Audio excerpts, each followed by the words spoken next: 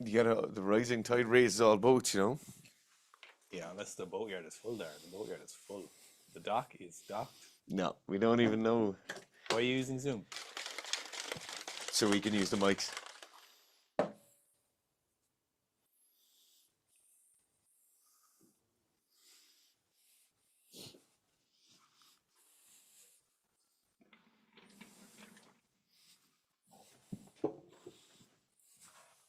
Let's see. Do you want to move that a small bit? Where, what direction do you want to move it? Just maybe slightly closer. Into us? Yeah, maybe.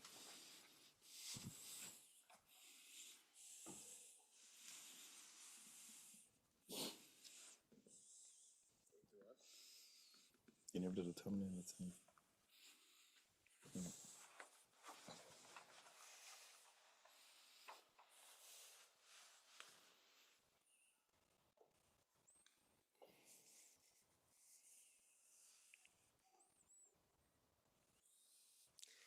It's been so long that the software which runs live streams has changed. Is anybody here? Hello, 4 likes already. That's what we like to see. It actually makes a massive difference if you can like the live stream. I know you might have to X out of the chat or whatever, but it does make a huge difference to the amount of people that can see it. Is it annoying when things just don't work? Is that just... It's annoying when things used to work and they don't work anymore.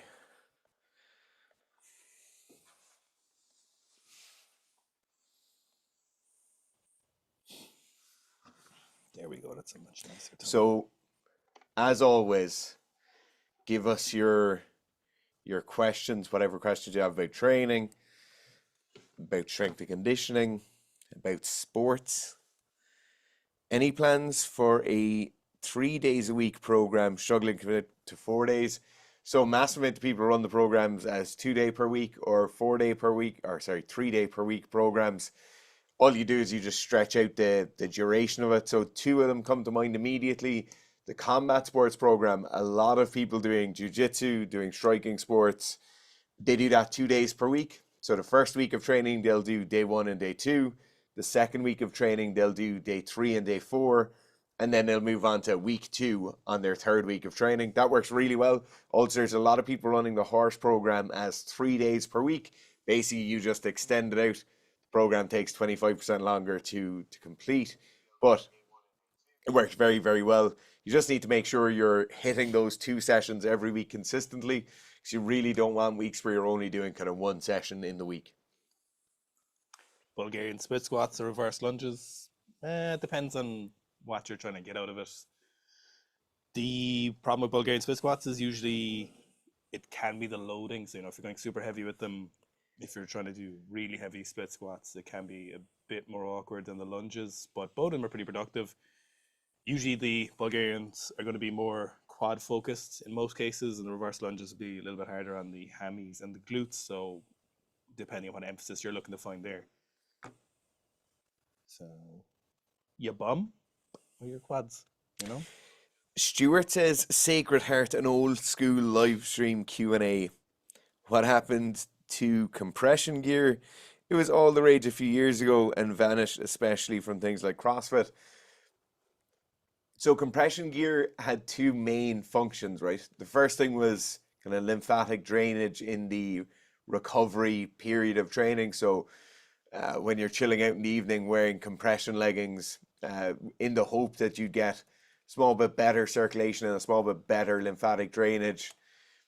The jury is really out on that, and I think when the more active drainage and kind of pumping systems came, like the compression tights you'd wear that had a little bit of a pump in them, they really kind of lost favor. But the second one is what compression wear is actually used for, where it was really developed was for increased kinesthetic awareness. So if you're doing a high skill sport or if you're doing any sport at all, just having that extra contact on your skin gave you an increased idea of where your body lay in space. So if you're sprinting, better idea for what your arms are doing. Same reason KT tape was invented, just to give you that increased kinesthetic awareness of where you were in space. So I think people kind of co-opted compression wear and got an idea that compression wear would give them something else. But they were really the only two reasons compression wear ever really existed. Those boots, those big boots, The have kind of Normatex. Jesus. Don't give them free advertising. Fucking idiot. This is why nobody watches us, because you're an idiot. Jesus, so angry. Kind of took over from the compression shorts, I think. Oddly, Baker screaming at Simon Jordan on the enhanced games. I don't know what that is, but it sounds like internet drama. I would be interested in the enhanced games.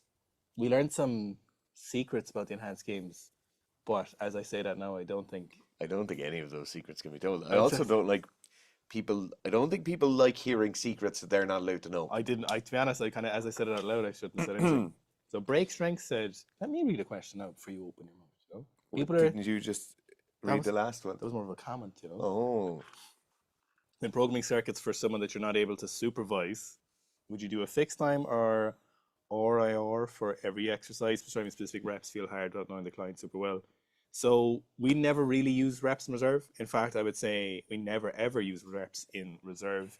So what you want to do here is introduce a progression that you knows work for that template of clients. So let's say you're a PT, you've got a 45-year-old mother of three who's never done any meaningful exercise in the last 30 years. You need to obviously start off super scalable. You don't have to have the most optimal intensity for every single session. The progression in of itself along a smart chain is really what's valuable here. So if we're saying, let's say take those reverse lunges again, we might not have the ability to do those reverse lunges unassisted. So you might have assisted reverse lunges in this case if things are very bad. So then your next progression might be slightly weighted reverse lunges or unweighted unassisted reverse lunges, and then you go weighted reverse lunges. So you don't need to get this idea of this every single workout has to be the most optimal intensity. It needs to be really challenging right now. There's huge benefits to working our way through sessions that aren't always the most challenging, and I think that's one of the biggest things that's been co-opted a little bit by the current science-based community on Instagram, where it's all about finding the most optimal exercise with the most optimal intensity, the most optimal weights, and the most optimal sets and reps, which doesn't exist. And then you can make the argument, which Darius made before in one of his videos, that optimal is basically the entire sessions or the entire block put together, and you're trying to figure that out. So in this case, I'd be going super conservative initially, seeing how they respond. And if you can't figure out what they're like after one session of this exercise, then you don't want to say it. You don't want to say it. That idea of optimization, like reps in reserve, is such a terrible number or such a terrible thing to chase, because the amount of reps you have in reserve is so fickle. Like if you're training on your own, it's 10:30 at night, you haven't eaten very well, you're kind of feeling a bit sluggish. Like you could have 2 reps in reserve, but your little feeble brain will think you have 0 reps in reserve. And it's the same with RPE. It's so fickle. It's so environmentally dependent. If you have 10 other people in the training hall with you roaring at you, obviously your perceived exertion or what you perceive to have in reserve is very different. And so we just really don't like those values, as Owen said. Banana Bread, an OG commenter of all the OGs. Question regarding verticality of the torso in weightlifting. Thorokity and Klokov teach students to maintain forward torso lean. Chinese and Korean appear to teach verticality and purposeful double knee scoop. Why the difference? So if you asked some of those people in some of those systems, let's say if you ask some people in the Japanese system why they're so overly focused on a vertical torso, they'll have some views around where their own particular genetic strength and weaknesses lie. And so in many of those cases, they would say, we don't like forward torso lean because forward torso lean requires a certain level of posterior strength that they themselves might not think they have. And so they prefer to have it more leg dominant. And so in that case, you see the double knee scoop coming in, or double knee bend and scooping under the bar coming in, because they think their backs are weak and they want their legs to take over more of the lift. Why would you have some of the Russian style or Eastern Bloc style lifters maintaining more of a forward torso lean? Well, in that case, they're probably prioritizing bar path. So the most efficient bar path possible is probably going to be easier gotten when the torso is slightly inclined forward and the knees track back slightly more. We don't have the knees scooping forward quite so much. So that's probably why both of those camps are doing it. But I'm not saying, I'm not by any means saying I agree with both of them 100%. Epitaphy. Nailed it. How much would knee wraps add to a front squat at 210 kilos right now? First of all, that's a great front squat. How much could they add? They might add nothing. They might add 5 kilos. They might add 15 kilos if you go crazy with the knee wraps. If you go like powerlifting, super ridiculously uber tight knee wraps, you might get 15 kilos out of that. You might get 20 kilos out of those. So it really depends on what kind of wraps they're. It's open-ended question. Gladsy says first time watching the stream, love your contents. Nick is saying was on Talk Sports. Do you know what that is? He rang up and started screaming people are going to die. So that's really interesting with the enhanced games. It's run by that billionaire Yeah, who actually seems to be a psychopath. And I haven't seen anything. there's one where they feel, if I'm getting this right, isn't it Peter Thiel? Can someone confirm that? Is it Peter Thiel's a billionaire? Because there's a clip where they ask this fella Peter Thiel, and they're like, what did they say to him? Oh, the interview goes, do you think the human race should persevere? And he goes, and the interview's like, bit of a pause there, and he's like, well, there's and your man's like, you're still pausing, and he's like, so, and it's just like, what the fuck? And he's running the enhanced games. Yeah, he runs that Palantir AI thing with the drones.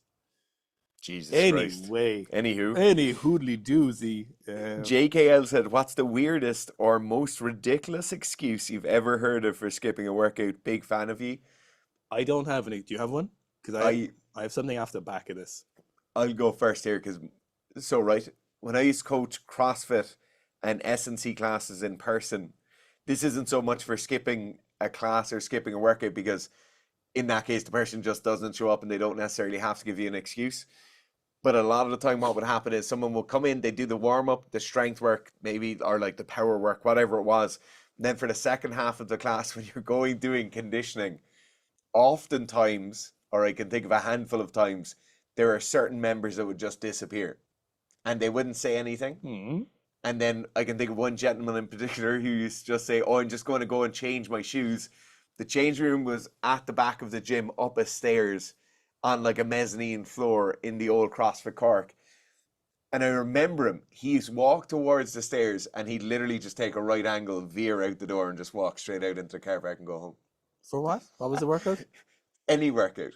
Oh. Like any of the cardio work, he'd just veer off, do half the class. This just reminds me of a thing where a lot of times people mess up back squats, and it's made me think of a few times, you know, because we get emails like this, and obviously on the coach chat on the app, people are like, I missed my heavy max day, but I only had 2 hours sleep the night before, and someone crashed into my car, and then I had to rescue a baby from a house fire, but I still went and did the max anyway.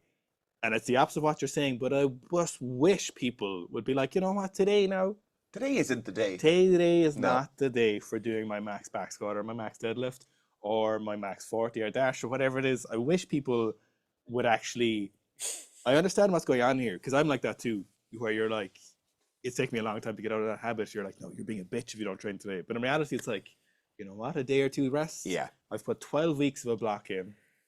Maybe I should just hang on a minute and I'll do it in 2 days. I wish people would skip more sessions for a day or two when it comes to those big sessions. What's really funny as well is there is the opposite of what they should do. Whereas like when it gets towards the end of a training cycle and those sessions are sharp, really very important sessions, they're less likely to skip that session.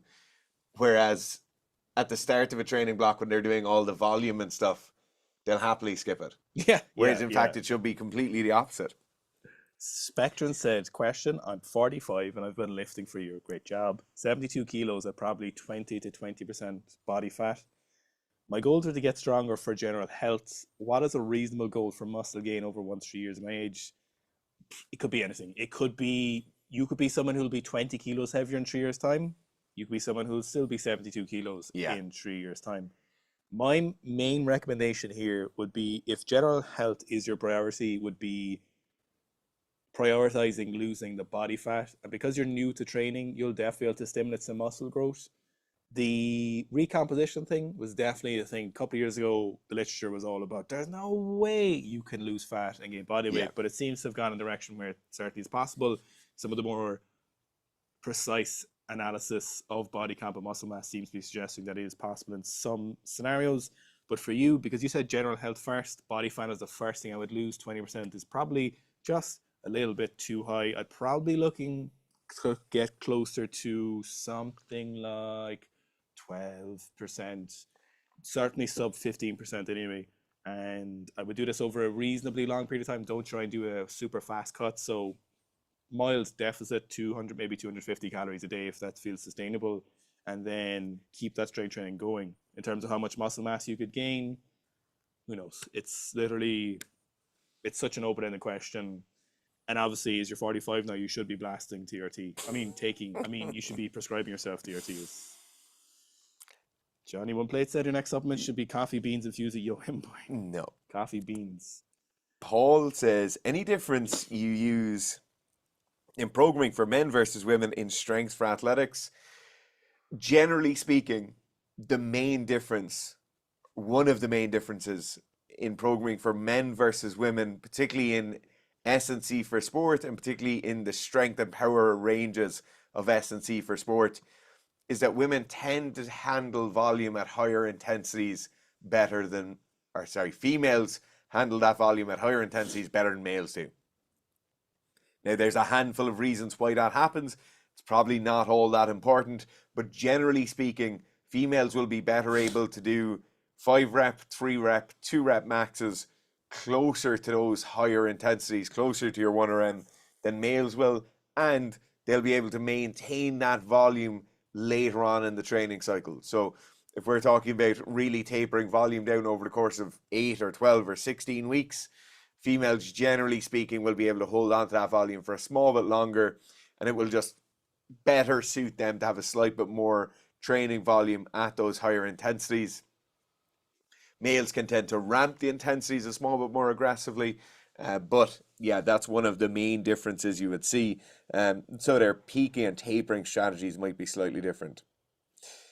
Bring Me My Fix, another OG, says any cues for staying relaxed in the snatch start position while maintaining tension and bracing? I'm wildly inconsistent, thanks. So you want to stay relaxed in the start position while maintaining tension. So the real thing is you just want your arms to be relaxed. You just want them nice and loosey-goosey.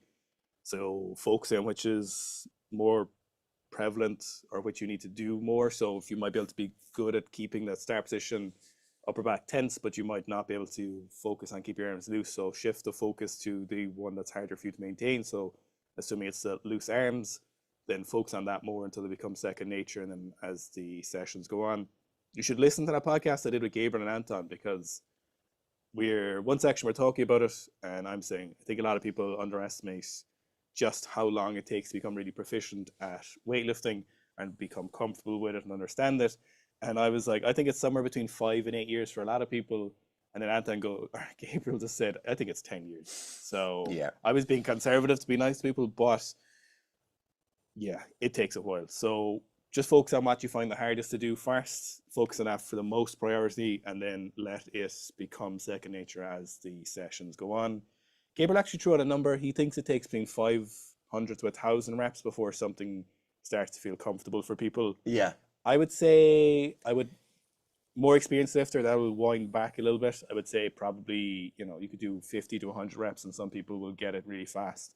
But 500 to 1,000, I think for the average person who's not super experienced is probably a fair number. You could just have that number in your brain, as in, this is the amount of sets of this set of however many reps Yeah. before it might start to feel better. Obviously, there's wild inter-individual differences in terms of motor skill learning and obviously experience levels. Like Owen's going to be able to bring in a cue far faster in the snatch or clean and jerk than I'll be able to bring in. George Healy says, is there anything like a standard template for recovering from an injury, i.e. visit a physiotherapist for assessment, get an MRI? So, there yeah, kind of is. the first thing you should always do, if you're confident it's an injury, so if you've swelling, bruising, contusions, loss of function, anything like that lasting more than kind of 28 to 48 hours, immediately go and find a healthcare practitioner. A physiotherapist, certainly if it's a musculoskeletal injury, can be a good place to go to. Depending where you live and what the rules are, you might just have to go to your general healthcare practitioner. So that might be your GP, that might be your local clinic or something along those lines.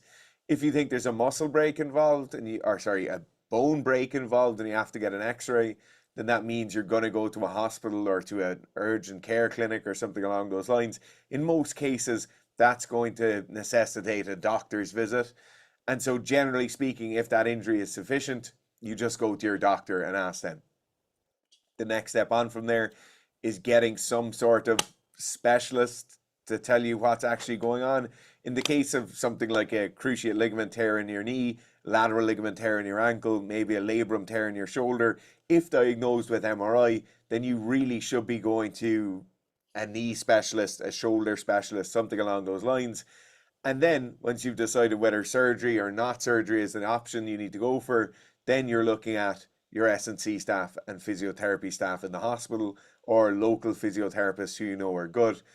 You can also look at neuromuscular therapy, physical therapy. All of these things are going to help, but it really starts off with going to a healthcare practitioner who will send you for a scan, a CAT scan, an X-ray, whatever it is, to actually find out what's going on.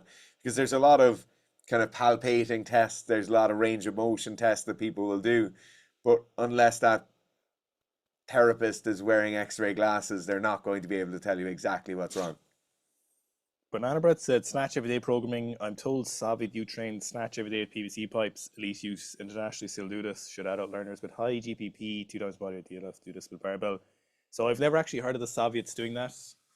And in terms of adults doing that, I don't think there's a huge benefit to that. There's definitely a benefit to learning something in a controlled environment and then letting that learning essentially settle in before you come into the next session.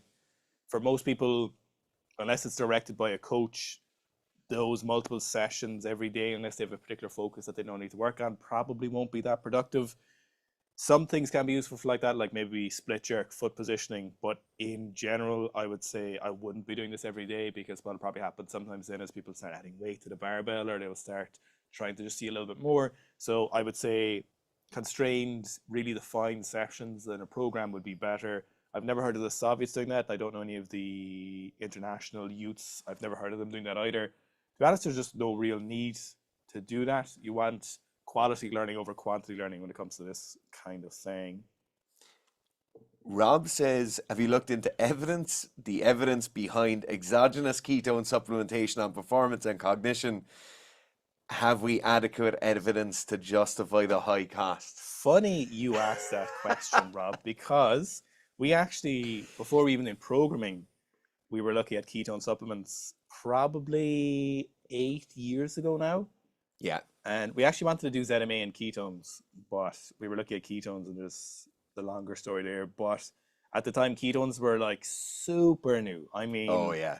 we're talking a year or two new, and there was some research that seemed positive. The research at the moment is actually positive for specific things that you want to do with them. In terms of moving the needle for most of the things that we'd be helping people with in terms of training, you're probably limited to some form of conditioning. I don't know what the cost is because I haven't been keeping up on what ketones cost anymore. I have no idea. Ketone, I don't even know what they cost anymore. I bet it's a lot cheaper than... They don't look too expensive. The ketone esters were always the real... Ketone IQ, that's... Oh, my... Free advertising it, fuck! What are they charging? Don't know.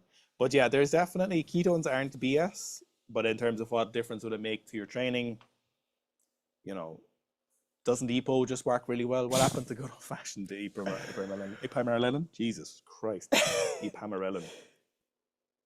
Okay, Would you ever program heavy block work or heavy snatch balances in order to pay for heavy singles? Is there any benefit? no. Uh, okay, there are obviously cases where having a massive snatch balance or a massive clean from the blocks is beneficial and will make you feel like you can lift heavier weights, whether that's cleaning from the floor or snatching from the floor. Certainly, these things are true. Does that mean you should go out and do it?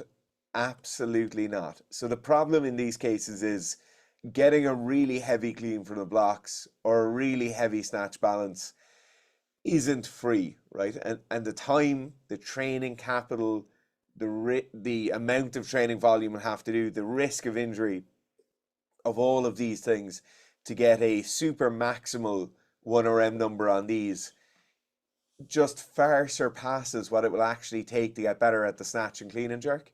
And so there are certainly use cases where, let's say, some countries and some systems really like using blocks, cleans from the blocks and snatches from the blocks when an athlete is coming back into training and getting back up to those old heavier numbers. But in terms of the normal weightlifter, the normal athlete, the normal person who wants to do a few weightlifting competitions, this isn't the way to go about it. The best way to go about it is by getting better at the snatch and clean and jerk. Miso used to be a fan of that. I think the Belarusians do lots of low block work. I was talking to Gabriel about that actually because we were wondering whether snatch is so good, but you see them do lots of low block. The Russians do lots of low block work all the time, or block work in general, in their training. So, Ragtag Jim said, been watching your content for years, finally invested in the app, which you can get at app.seekstrength.com. Nice. Running wasting one and realizing I've never done enough volume in your life, for sure. Definitely, it's definitely a common. iHacker, right? I was reading this a minute ago because he donated €2, which is very grateful. Thank you very much. I can't do a nice quad dominant squat like you advise for Spiel Sports. My body structure requires a wider stance with forward lean. How can I build my quads? I want to be fast. You can do a quad dominant squat. You can. This is a myth. This is a lie people have told themselves. You absolutely can. If Mr. fucking fucking giraffe over here can do a quad dominant squat, you absolutely can. I promise you. It just takes a little bit of work. Is it a little bit harder for someone like Dara to do it compared to me? Absolutely. But you definitely can. I think what people are conflating here is super upright with quad dominant. They are not the same thing. I think we should do another video on tall people squatting. We're going to do one. Yeah, a fourth video now at this point. No, we're going to do it. The thing is here, right? I have very, very long legs. My legs are probably 4/5 the length of my body, and I'm tall if it comes to people who are good at lifting weights. I'm too tall for it. But you just need to work on keeping your knees forward in the squat, pushing your knees forward, keeping them in the forward position as you stand back up. And you actually need to do it way more than people who are built well for squatting or built well for weightlifting, because you really need to develop your legs. My legs are always weak. They have always been weak. And the thing that makes the biggest difference to all of my performance, more than anything else, is how good a shape my quads are actually in. Because they are the weakest link in the chain, you really need to focus on it, and you really just need to make it a point of focus in your training. It should be a major priority for you if you want to squat big heavy weights. In terms of other things that will help, certainly gaining strength in your legs will help. So belt squats, front foot raise split squats, Bulgarian split squats, all of these things will help. But what will help more than anything else is just forcing your knees forward and keeping them forward. In my case, I always went for the highest heel weightlifting shoe I could get. Then when I couldn't get a heel slightly high enough and I was still working aggressively on my ankle mobility all the time, I got physio every week for 6 months just to smash my calves because I have very, very tight ankles. And then I got an extra heel added to my shoe. That allowed my knees to be pushed forward even more, really helped me get even more quad dominance in the squat. So you can do it, you just have to feckin' force yourself to do it. Matricide, I'm not sure what that is. Which one of you is most likely to use a wrist lock on a white belt? Darren. Yeah, that's true. Running the front squat program right now, but I'm about to go on a week holiday where I do not have access to gym. Just finished week 9, or how should I approach return week? Chris, just so you know, obviously you're on the app. You could just ask us this in the coach chat, and someone will get back to you. But repeat week 9 when you come back. Simple as, should be good to go, and it'd be great to see what kind of max you get when you come to the end of it.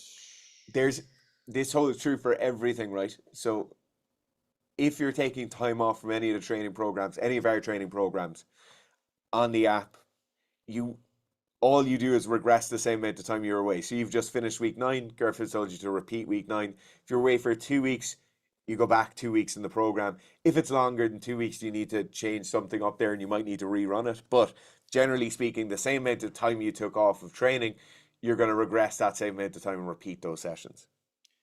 Black Patron said, have you ever heard gamma nails removed after a femur fracture? I didn't know what they were, but we had a look at them, and no, we haven't. But in terms of returning to recovery or returning to training, it's the same as anything. You're working within your pain tolerances, the prescriptions, and the medical professionals who are working with you. And then you look at what quality of movement is like, see how much you can restore, do it in a progressive fashion that doesn't exceed the pain barrier that makes sense.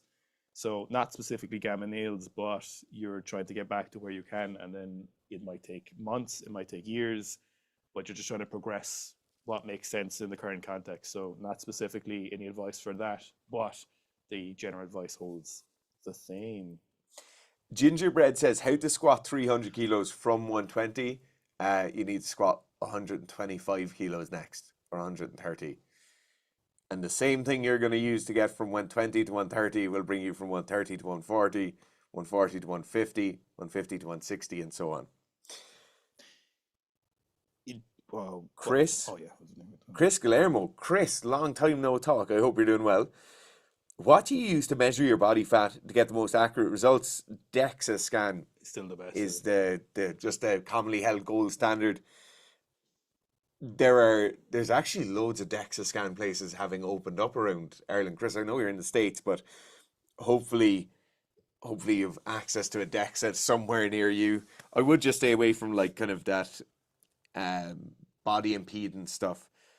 It just tends to be slightly less accurate.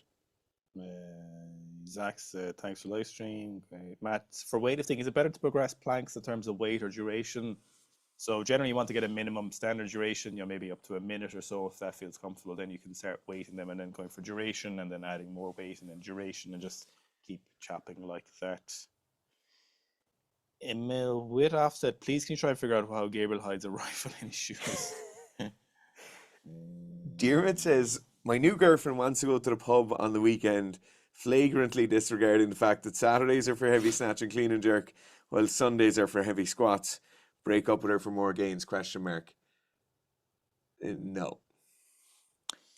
I'm joking about TRT spectrum. James Fulbright. Jesus, all the OGs are back.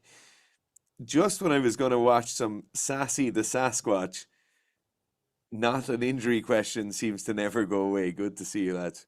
Great to hear from you, James. Is Nicholas Larson. Nick Larson. God almighty, they're all here. You enjoyed the podcast with Gabriel Anton. They seem to have relatively different approaches just about everything. Any plans to follow up or something similar?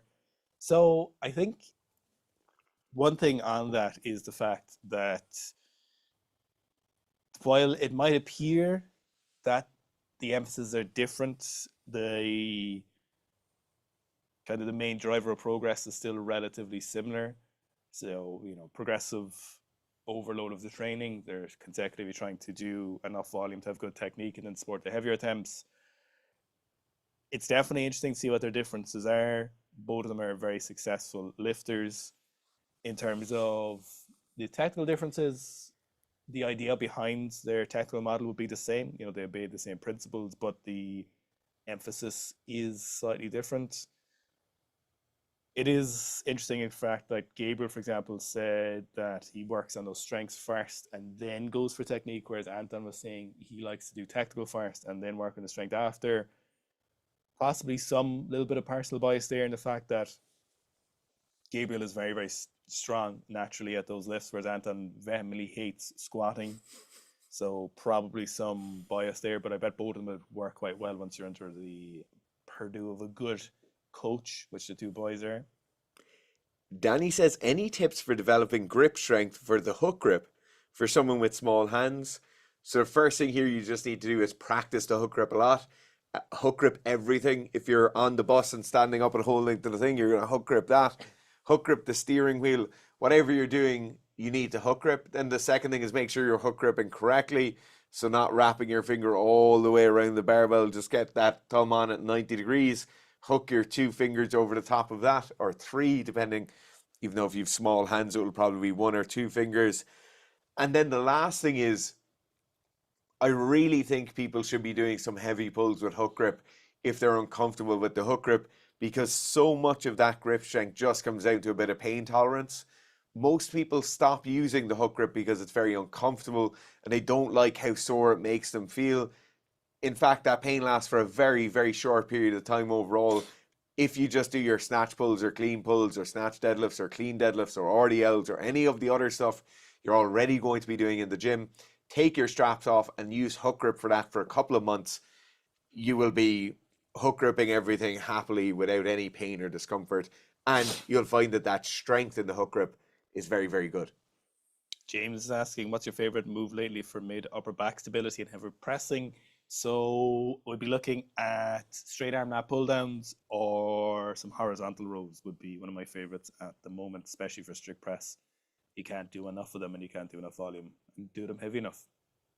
Who knows 464 says, I'm an amateur team sports athlete with severe plantar fasciitis and it's making me soft. Whoa, what a choice of words. Any recommendations? Complete rest. Also love the content. Thanks, fellas. So obviously we're not doctors and we cannot give you injury advice.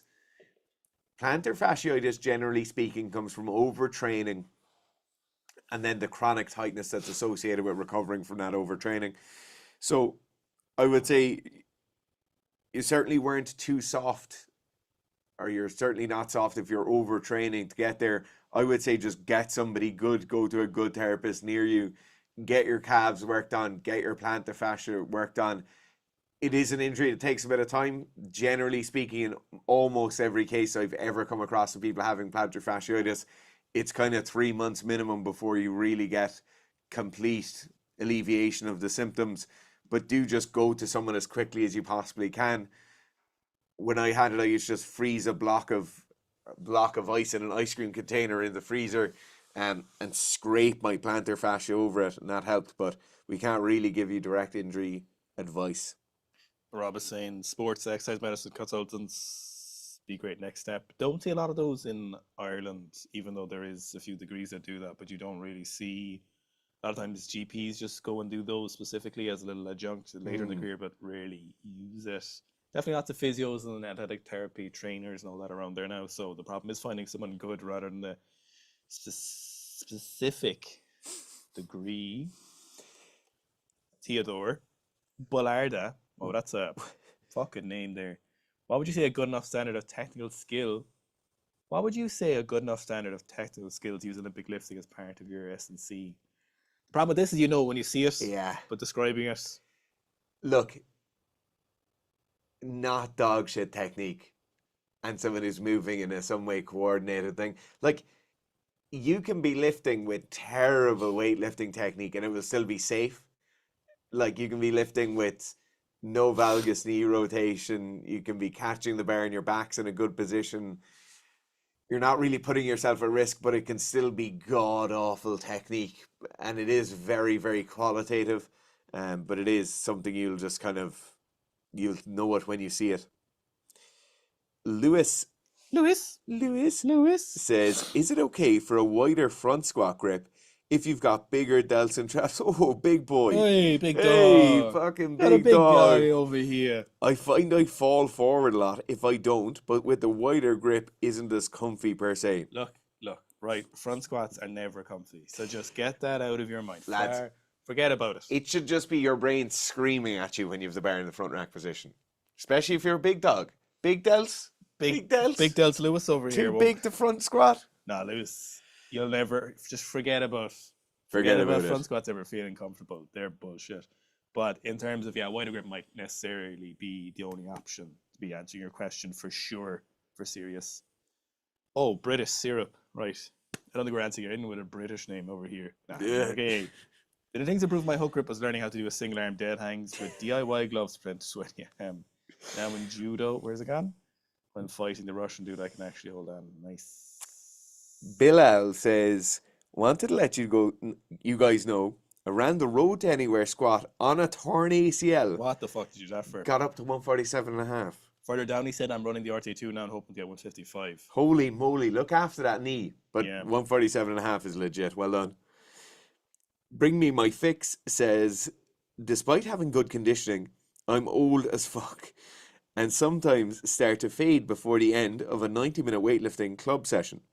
Is it better to reduce the load or volume when I feel the fatigue approaching? Right, before you go about changing anything, Bring Me My Fix, try some intro workouts.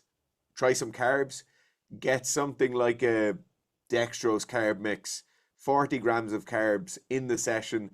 You can spice it up a little bit, add some electrolytes in there. You could add some neurotransmitter help in there as well, whether that's with some alpha GPC or something along those lines. Wouldn't necessarily be blasting stims, but certainly something like some added carbohydrates, some added salts in there will help kind of keep you alert, keep you perked up throughout the session. And then the last thing you might want to look at is adding some intra-workout creatine as well. But that's where I would start off with. Then when you get into kind of intricacies of it, is it the higher weights? Is it a large neurological load that comes along with having to move very quickly? Is it the volume you're having to hit in your strength training work or the accessory work? Any of these could be their own little issues with their own little fixes, but I would start off with an intro workout and see how you get on. I know a lot of people like bringing jellies and stuff to training, but I really don't like it. I just don't like it. I don't like it when I'm coaching them, unless I get to eat the jellies. But I also, I'd prefer people to just have an intro workout. Right, that's it. Any harm in splitting days into smaller sessions, morning, evening sessions for time's sake? Yes, there is a harm. Just do the sessions as they're prescribed. Splitting those sessions still increases the total workload because you're going to be warming up and cooling down. And there's definitely some hormonal and neurological impacts from cooling down from a session, removing yourself, and then going again later in the day. So, yes, harm, don't do. Bilal says, oh yeah, sorry. Jacob says, is something like a push press or power jerk or floor press better than the bench press for combat sports athletes? No. Push press is definitely feasible, or a power jerk can be put in there for sure. Floor press is good, but it's really hard to get away from bench press. Just a good range of motion, nice solid technique. Look, I know it definitely hurts some people's shoulders if done too often and if there's not the sources addressed there, but unless it's causing you pain or you're injuring yourself every time you go benching would definitely be one of the favorables there. Push press and power jerk are definitely useful as well for combat sports athletes for sure. And floor press is great as well. But if you can make the bench press work, there's no reason to discount it. I think unfortunately in the last kind of decade or so, bench press has fallen off a little bit because it was so popular before. And now it's like, ooh, benching. People just want the new and shiny thing, you know. Ooh, benching. They just want to be special. Ooh, benching, no. Okay, Gustafsson. That is not how you pronounce your name. But anyway. Do they have rugby in Sweden? It's way too cold to be playing rugby in Sweden.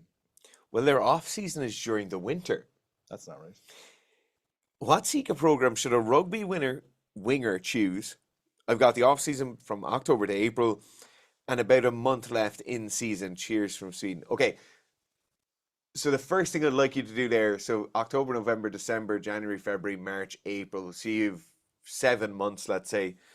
In that case, your first month, your first 3 or 4 weeks, just take some time off, allow the body to recover. If you're a winger, you mightn't be in terrible condition, but you might have taken some quite large hits and you might be quite fatigued. So just take 3 or 4 weeks off, allow your body to recover a little bit.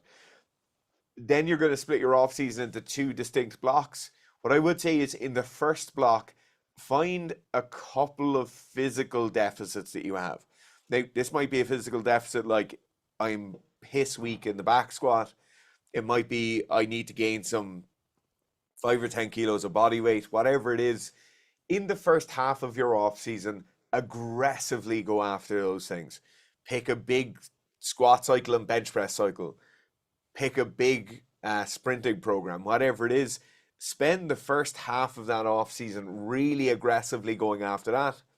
What you'll find is you'll make progress far faster, but on the other side of that, you're going to become very, very specialized in that way. So let's say you're a winger, you pick a back squat and a bench press program, you really chase those things. At the end of that first block, you're not going to be in great shape for rugby. And then your second half of the off season is going to be kind of bringing you back to normative fitness standards. So I would say pick a couple of things. Don't go crazy and pick 4 or 5 different things you're going to chase all at one time. Pick 2 things. Really aggressively chase them for the first 3 months, and then your second 3 months, more general off-season rugby training. So get back to some sprint work, get back to some plyometric work, start bringing in some general purpose S&C, which would be like our off-season strength and hypertrophy blocks. They're perfect. But for that first 3 months, because your off season is so long, for that first 3 months, go and chase some big physical achievements. Last time a movie, Chewy Do One. Nice to know you. Where was that now? Oh, and how come you never do clean and jerk anymore? You only focus on your squat and snatch. It sounds almost sad. I am not clean jerk at the moment because basically when I took a break from weightlifting, I had a lot of elbow inflammation, and then when I came back last year, the elbows were just needed more time and rehab, and the clean and jerks were making them a lot worse. So I just had to give them a bit of a break, and I'm just really enjoying the kind of training I'm doing at the moment. I'll definitely go back clean and jerking at some point, but for right now, the training's working really well, and I'm enjoying it, and things are progressing in the right direction. So I am not currently clean jerking, but I probably will at some point. Sam Breen says tips for improving timing on the jerk.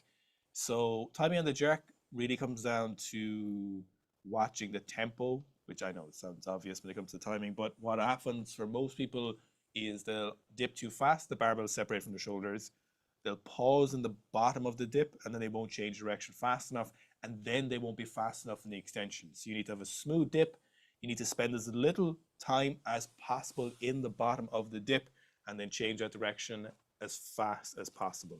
So only a few mistakes people make in terms of timing, and you're probably making all of them, Sam, I'd have to guess. James Fulbright says he's going to get the 100 kilo strict press. James, we're all waiting for it. iHacker says, thoughts on using straps to hold during the front rack if your front rack mobility sucks. Athlete, not a weightlifter. I will work on front rack mobility. So the first thing is using them to hold. So just doing like a simple U loop and holding onto that loop like this is okay for athletes. You could still bail the bar. It's not overly dangerous. It allows you to do front squats with a quite good rack position. It's not as good and not as strong as actually just front racking the barbell, but it's okay. In many cases, combat sports athletes, rugby players, football players who have very tight shoulders will just front squat like this because they're never going to get the level of external rotation they need to do good front squats. What isn't okay though is strapping yourself into the bar and holding the bar there in that incredibly tight strapped in position, and it's almost kind of forcing you and pulling you into that position and doing your front squats like that. You will see weightlifters doing it. Weightlifters doing it is just a completely different kettle of fish from athletes who are doing front squats to get better at their sport. Weightlifters are constantly moving barbells around. They have an incredible level of physical skill in getting out of the way of the barbell if they fail. There are a lot of people who have single and double wrist breaks because they do front squats or cleans with straps on, and you should never be doing that if you're an athlete, and unless you're incredibly skilled at a barbell. The only time you should strap into a bar or could possibly make an excuse for strapping into a bar is if you're just stretching out the position, but don't do it if you want my honest opinion. Cringe Operator says, what do you think of Widowmaker sets? What the fuck? I assume that's like all out to failure? Lads, I need to say something now. This thought that people have when you're training in the gym that you are going to war or making a widow in this case, or pushing yourself to death. It's just lifting weights. You do not need to call them widow. I don't know what widowmaker sets are, but in my mind, naming something you're doing as in doing made up work in the gym that you're doing recreationally and calling it something like the widowmaker set is the cringiest thing imaginable. And ironically, it's from Cringe Operator. Oh. Tom Miller says he's a big fan of the recent podcast. All the OG names are back. No merch in the near future that we're planning anyway. Just sick asleep in the app. Banana says, thanks for questions. I'm thinking of getting the road to New York squat program. Is it possible to combine it with BJJ? Yes, you can, but you need to be realistic with your current training capacity, how much strength training you're doing, how much Brazilian Jiu-Jitsu you're doing. Ideally, you would take a slight step back from Jiu-Jitsu for 2 months before you'd run it. Realistically, that'd be the best case scenario. Instead of trying to do it all year long, if you're currently training 5 nights a week, tailor that back to 3 nights a week and get the squat program its opportunity to gather that strength for you, and then that'll benefit you forever. But if you're someone who's training 14 times a week at the moment, it would be hard to fit it in there. So you do need to give a little in your other training to get something from the squatting. Lots of people have done it with Brazilian Jiu-Jitsu, but you do need to pair it with some smart training frequency and load. Tom Miller says, dropped 15 kilos recently due to rowing volume. Tom, are you rowing across the Atlantic or what? It's happening thick and fast. Strength has dipped. And he's asking, should he do some volume to abate the rising tide? Yes. So the problem is here, volume with reasonably heavy weights is the best way of gaining some muscle mass, maintaining some muscle mass, but also you're burning a lot of calories and putting those muscle tissues in kind of more of a deficit.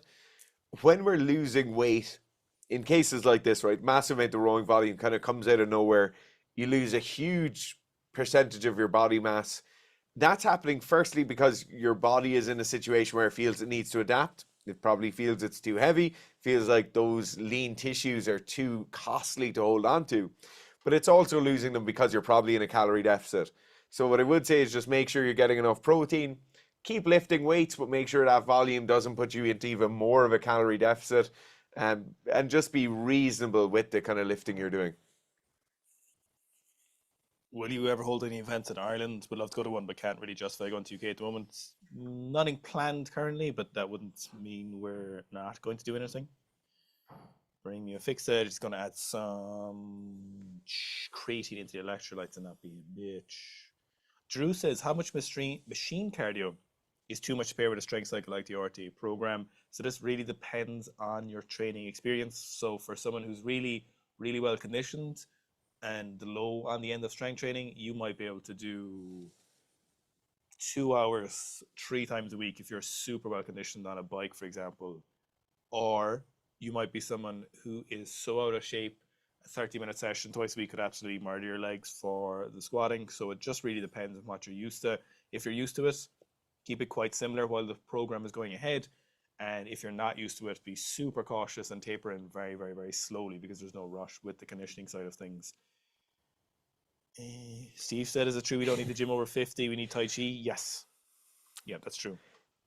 God almighty. JKL says, powerlifting question. I'm now captain of the MTU Cork Powerlifting Club. How would you go about pitching powerlifting to a newbie who's unsure?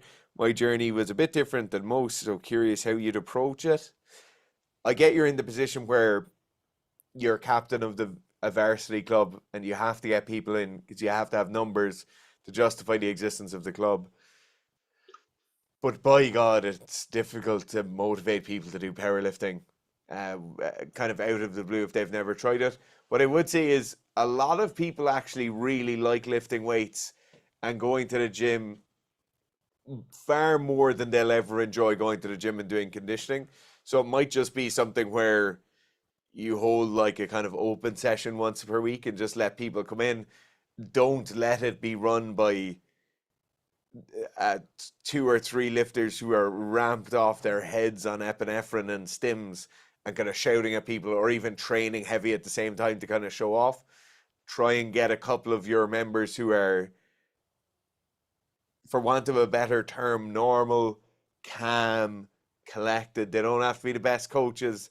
They just have to know what's going on, introduce people to it, show them what squats are like, show them what doing some deadlifts are like.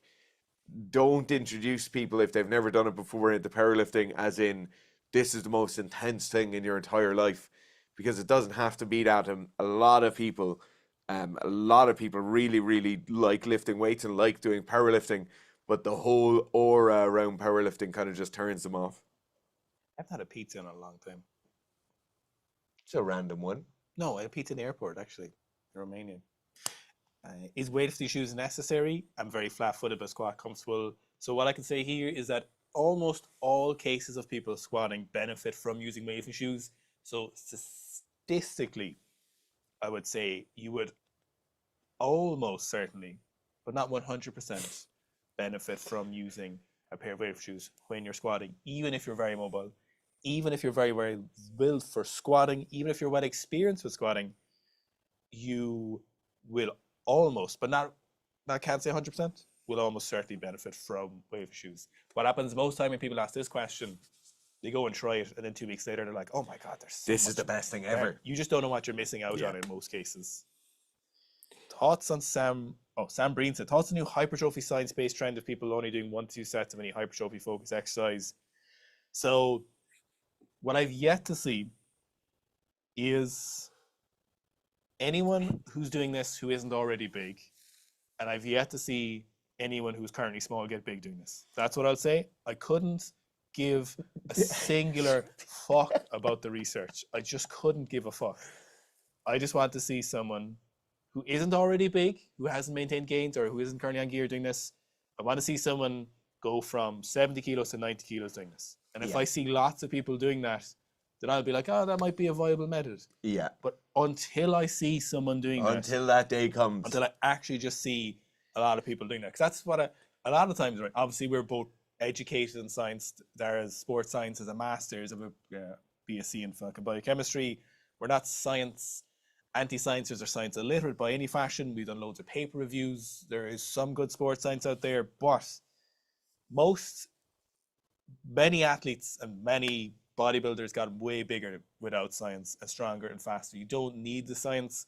So until I see dramatic changes in gains from people, I just couldn't. I just don't think it's the way forward for most cases. Can you definitely do too much volume and too much training, and do some people not push the intensity hard enough? Absolutely. But when we're answering your questions here, there's a chance we've seen this 500, 1,000, 10,000, 20,000 times before, or answer the same question 1,000 times, or fix the same situation. So when we say that, we're confident with it. So when it comes to these kind of things, all I see is people who are already big doing it, in good shape. Yeah.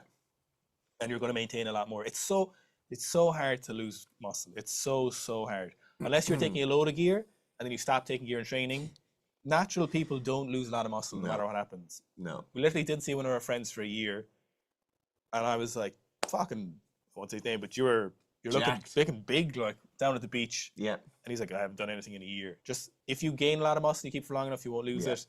And then I've yet to see anyone who's very small currently get to a decent production or decent fucking increase in muscle mass. I just haven't seen it. Can we just I don't want to harp on any more about this, because I think Gerf's covered this ground fairly well here, but you need to be aware that what happens, right, the science-based community sells you a product the same as every other community does. The science-based, I'm not calling anyone out here, but the person who covers the science of supplements is selling you supplements at the same time. And the person who sells you the new science of hypertrophy is selling you something at the same time. And they wrap it up in this. You can think of every science influencer you're thinking of right now, and they're selling you a product that they're using their gravitas as a scientist to push upon you. When you see things like this coming out, it's oftentimes difficult to differentiate where the sales pitch is coming and where the education stuff stops. But mostly, this sort of stuff is being pushed by a certain group of people because it offers them a unique little niche to sell into. So in this case, when they're selling something like this, and this is the way you're going to train, and this is the new thing that came out, lads, exercise science, the human body has not changed since the 60s, 70s, and 80s, when most of the exercise science we rely on today was formulated, tested, and kind of put down on paper in a semi-reasonable fashion. Has training improved in the last 50 years? Yes, certainly has. I think that the average person trains better, but Yeah, that better training is very similar to what the best people were training before. exactly. It didn't go to a new style of training that everyone found out about. It's just that more people have a reasonable understanding. If you took what the best athletes did in the 70s, 80s, and 90s, that's what the best people are doing today. There's a reason everyone loves the Werner Gunter Flash videos, because Yeah. it's like back squats, power cleans, jumps. He's a unit, Sanazadol, just the basics. The basics. Do you know what really fucking annoys me about this, right, is those science-based communicators in the training, when clearly they see that everyone's kind of pushing back a bit on things, and then they start making posts where they're like, "Oh no, man, it's not this. You know, we can be a bit more reasonable." It's like, you were doing this. You were literally doing this? It's like us suddenly being like, "No, high volume squats. That's not a good idea. Conditioning, work capacity, strength training. No, strength training for Yeah. sport." It's like it's just suddenly doing Yeah. a 180 and being like, "Lads, can we calm down with the strength training Yeah, for sport? at least buy into your dogma and rhetoric. Stick to your fucking guns, will you?" iHacker donated more money. Thank you, iHacker. Thank you so much. Simply no need. Just buy a product. My back is going to explode from sitting on these chairs. Shut up. There's more questions. Answer them. Oh, iHacker actually has a question. Is assault bike cardio a bad idea after or before leg day? Would it cause muscle damage? So that's your second part. First, it's not going to cause any muscle damage. Really, your main concern here is energy available to you to perform to your best capacity. So if you do an assault bike interval the day before you're squatting, then you're probably, but that may not be the case, not have enough energy available to you, resources recovered enough to do an optimal leg day, so results you won't get as good results. And then maybe vice versa, if you do it after your leg day session, so if you do it on the same day and you do assault bike, you mightn't be able to do your assault bike work to the best capacity. So you just need to change your program to ensure that you're fresh for those sessions, but the interplay with catabolic effects is certainly not really a thing.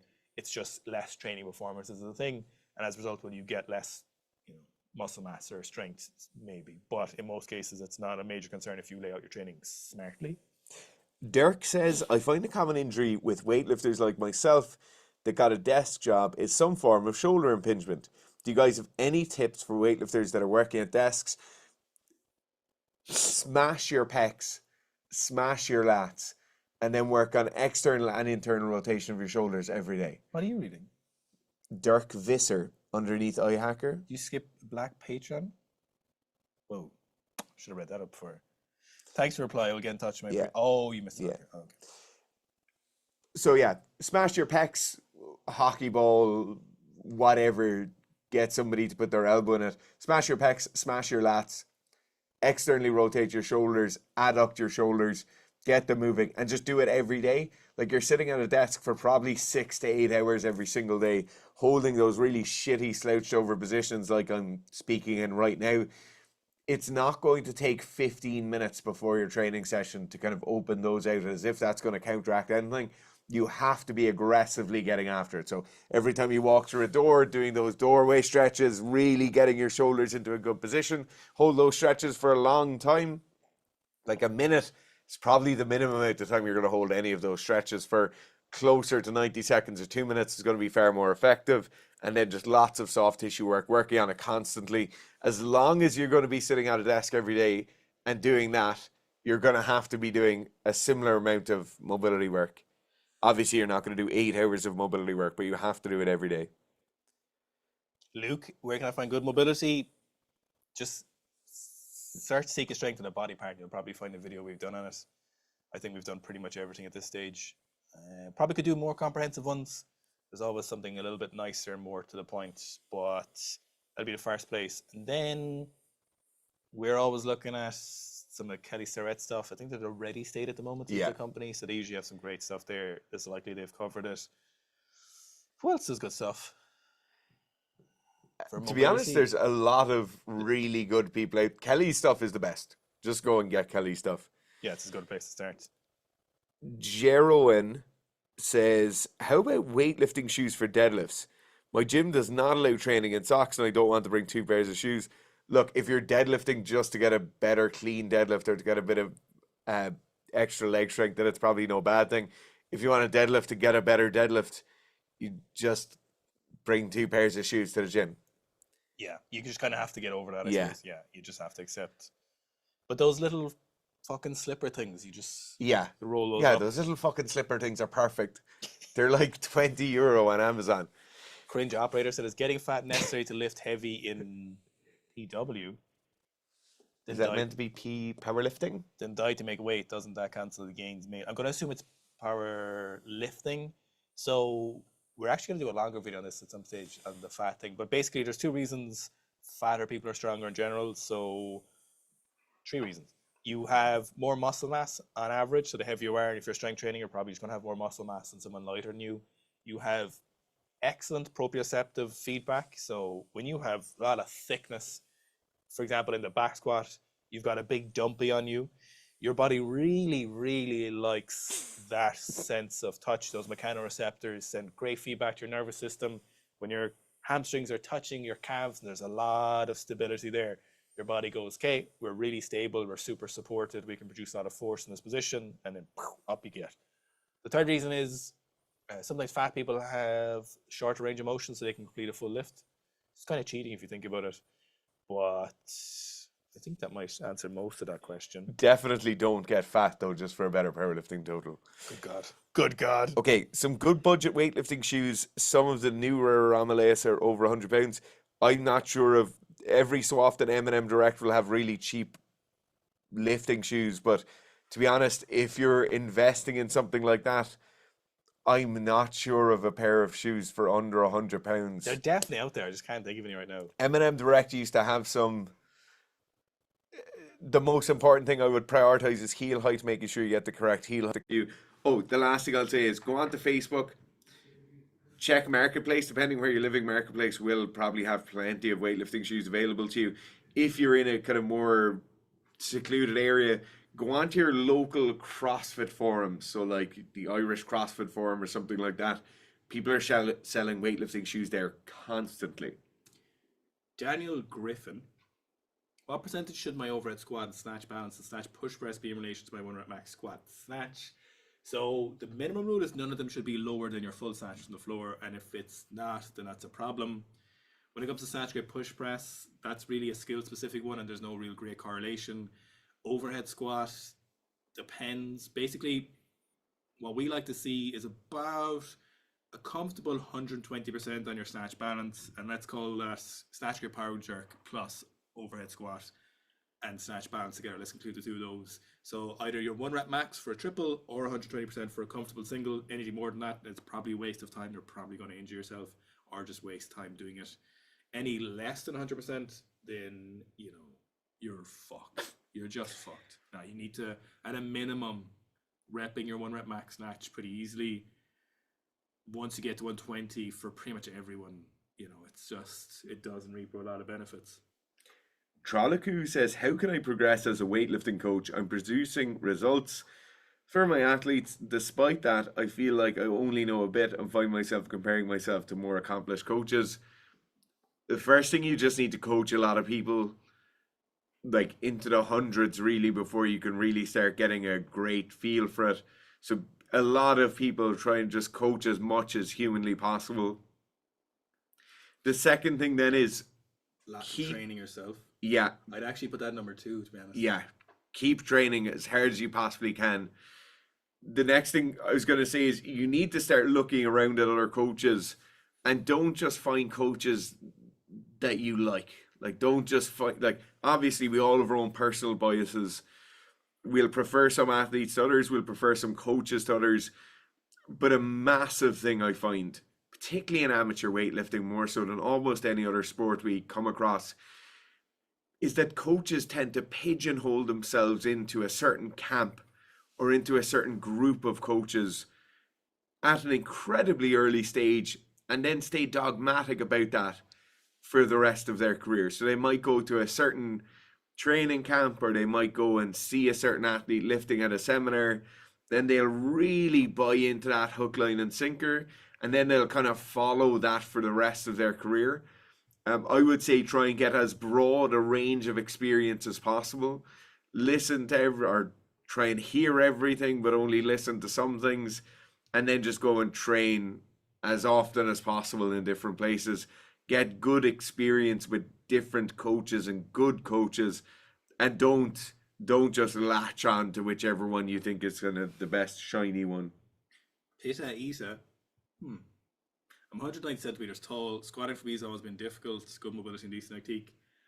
By the time I do my Olympic lifts, I'm always fatigued for squatting. What do you recommend? Therein lies your problem, is you shouldn't be squatting before you do your weightlifting. Essentially, nobody should Wait, really... I think you said I'm fatigued for my squatting. By the time I do my Olympic lifts, I'm already quite fatigued for squatting. That makes no sense. He's doing his squatting first, and then he's doing his Olympic lift second. So don't do your squats first. Never do your squats first. Never do your squats first. That's simple answer to that question. Absolutely never a need. That's the answer to that question. If the Olympic lifts are making you way too fatigued then and you're squatting afterwards, just do the squats on a different day, or look at your work capacity. It's like, if the Olympic lifts are really fatiguing you that much, then you probably have a big deficit in your work capacity.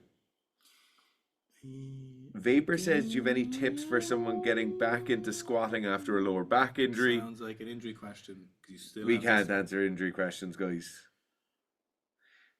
Ms. says, Ivan Jurek recently comfortably hit a PR of 225 kilos on the back squat. His squat every day is still a good idea. No, it's still a fucking terrible idea. Just made a sketch about that recently on Instagram. But 225 is great, so I'm very happy for Ivan. Is it Ivan? Wait, was it Ivan or Yvonne, actually? Anyway, whatever it is, that's a great PB for him. Yeah, it's a serious squat. Snirt says he has an injury as well, and we can't help you there. Ragtag Jim says, how much did Nazal to get a 160 snatch? Listen, if you have to ask, you're not taking more. If you have to ask. What's the best exercise to improve soft elbows in heavy snatch? Usually this is actually either poor mobility, so someone isn't in a position to put themselves in a position where they can lock out their elbows aggressively. If that's not the case, what this is often is a swinging of the barbell, and you're crashing the barbell down on top of you. So you might be super mobile, but you're just absolutely smashing the barbell, or it's loopy around your knee, and then you're ending up underneath the barbell too early, and then you kind of rebound underneath that barbell. So technically, either mobility or stop swinging the barbell. Finding the cause of swinging your barbell could be looping off the floor, could be your start position, could be looping around the knee, could be your shoulders coming back too early, could be making contact too early, could be bending your arms too early, might not be using your upper body correctly, might be pulling at your arms before you're pulling at your traps. It's a lot the of reasons are infinite. The reasons are infinite. The lads have some recommendations for shoes. Somebody said they got Ram 2s for $100 Canadian. No, lads, you didn't. Fuck off. you were after ripping someone off. Bullshit. You were after taking advantage of someone who didn't know what they They're had. lying to us, and you need to send them to us right now, and we'll sort that person out. Flyla Fish says, my 67-year-old mother's been squatting for a year. She's great form, but refuses to go up in weight. She's doing 20 reps rather than move up. What's some things I can recommend? So just... That's great. So the fact that she's doing any squatting for 20 Yeah. reps, perfect. Yeah. Just get her to do more reps. Just get her to... It doesn't, honestly... It doesn't matter. So if we imagine maximum benefit is this can, if you will, she's gotten like this much benefit. Like she's... Yeah. She's right up there. She's doing great. You honestly... Let her, once she feels comfortable, she wants to go up. If not, just do more sets. I really wouldn't be too stressed. The fact that your 67-year-old mother is doing any kind of squats, chef's kiss. Yeah. Amazing. Phenomenal. You have done such, assuming fly lift fish, assuming you've encouraged her to do this. Assuming you were the catalyst for this happening. This is Great job. One of the best things you've done in your life. High Fantastic. five. High five. Internet cookies. Jerian, Zercher squats for BJJ overrated. Yes, that's lads. Yes. Zercher squats are for losers, and nobody should do no, them. that's not. It is. No, don't say. I stand behind that. Stop doing Zercher squats. No, people like doing Zercher squats for the sake of doing Zercher squats. For doing Zercher squats. Okay, if you want to get better at doing Zercher squats, and there is some impressive ones. People have done like... Okay, they're impressive. Should you be doing them for anything other than getting better at Zercher squats? Absolutely not. I'll die on this hill. Ibanez. The Snatch, the Noah Ibanez, the Snatch Clean and Jerk by R.A. Roman and Shaker Zianov. If you ever read them, what do you think of it? There's 2 or 3 books by Roman that sound quite similar. I think I've read all of them. One of them is really early on, and it specifically just analyzes some of the technique of a lot of lifters in the 70s and 80s, and their technical model is a little bit older than what the best technical model was, I think, towards the 80s. The principles remain the same, but a lot of from one of the books, I can't remember if it's the Snatch and the Clean, it might be that one, where it was just not long after contact was allowed, and they're making contact really like kind of smoothly. Yeah. But then when you got later into the 80s and kind of 90s, their technical model had to become a bit more aggressive. I like Medvedev's book. I think it's the multi-year system and organization of weightlifting. I'm pretty sure R.A. Roman was involved in writing that as well, so I actually prefer that one for the most part. But they're all quite interesting reads. You just put them in a context. And I think Roman had a second book. I'll never find it here in my Kindle, but is that it? I'll never find it in my Kindle library. It's so vast and extensive. But yeah, I'd read all of them, but putting them in context is important. Thoughts? Temp says, thoughts on sled push and pull. Cheers from Australia. Sled work is good. Really good. For GPP? Have you done any with the rugby lads in the club? No, because we don't have enough sleds. Or do you have a space to do it? Well, see, we used to have sleds on the pitch, I have an idea. Just make them do suicides while the others do their sleds. Sled work is great. It's really, really good for building general work capacity. It's also really great if we're having some tendon issues, because there's none of that kind of rebounding or explosive stuff that comes along with sprinting, jumping, bounding and all that. So, yeah, really like sled work. Sled pulling, I don't really... You know what I like sled pulling for? Hurting them. No. Knee rehab? I'm not talking about the big long rope now when you're like this. But walking backwards on your hip or something? Walking backwards just like this. But I love that for his the old knees, Yeah. The quadriceps and patellar tendon. But you know what I would say there? Go on. If you need to be doing that for your knees, there's something else wrong. Yeah, your knees are shagged. That's the problem with that. Like, that's not really going to develop your quads in any meaningful fashion for anything other than just unhowing your knees, You know what I was thinking the other day? If everybody you coach has sore knees, is it your fault or are they all just soft? It's probably your fault. Hang on now, where are we going? I coach wrestling, started the Sika Strength backsquat program Monday. I binge watched Chantel's YouTube all week. Yes. Perfect, you're sorted. Yeah. Vapor. That's actually for your guys' benefit as well as ours. Yeah. Ours, I would think legally, but for your benefit. We are not doctors. We're not. It's really hard to diagnose an injury. Like, if you take, say, an SI joint injury, you could literally, and I've seen this happen, start at someone's foot and work your way up to cause an injury, or you could start at someone's neck and shoulder. There's just so many things that you just couldn't diagnose them. Now, maybe if we'd spend all our time looking at lower back injuries, we could probably do a full live stream and be like, boom, boom, boom. But we can't, and we didn't, and we haven't. But instead, we look at squats. I need to go to the bathroom, so we can either end this now or you can keep going. You keep going. You go to the bathroom, we'll keep going. I'm still pretty peppy.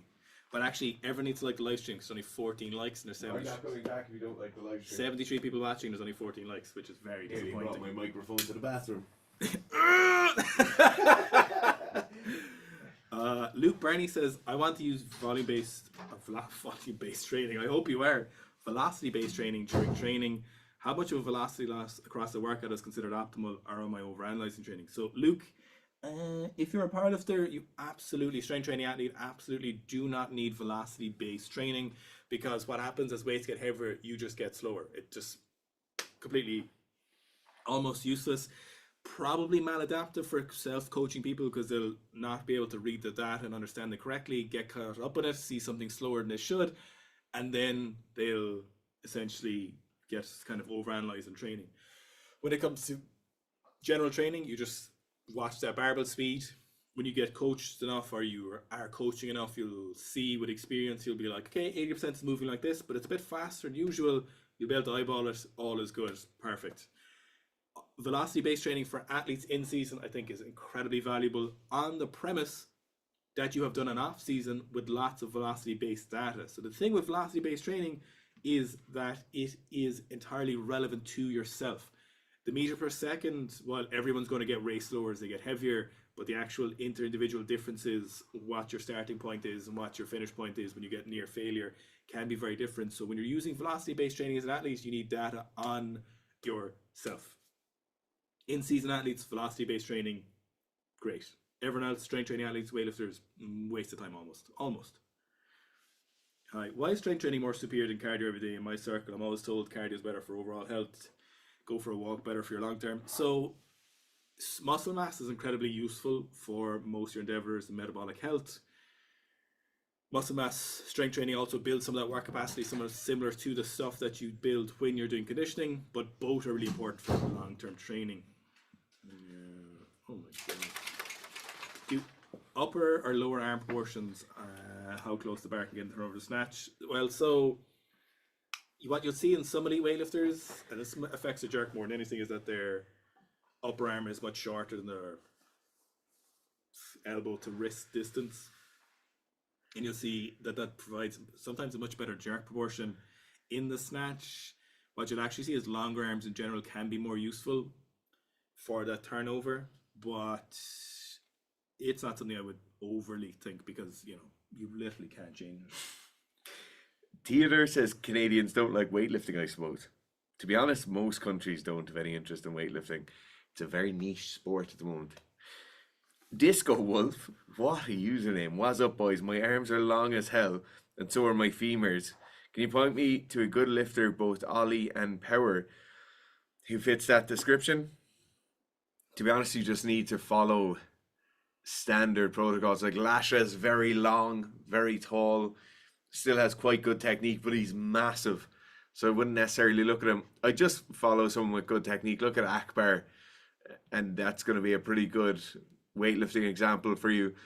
Funny. We were in Romania last week at Anton, and there was a weightlifter Will asked Anton about something that Lasha was doing, and Anton just cut him off. And he was like, it doesn't matter what Lasha does, he's just the most perfect, he is the best, everything, just genetically he's so gifted for weightlifting.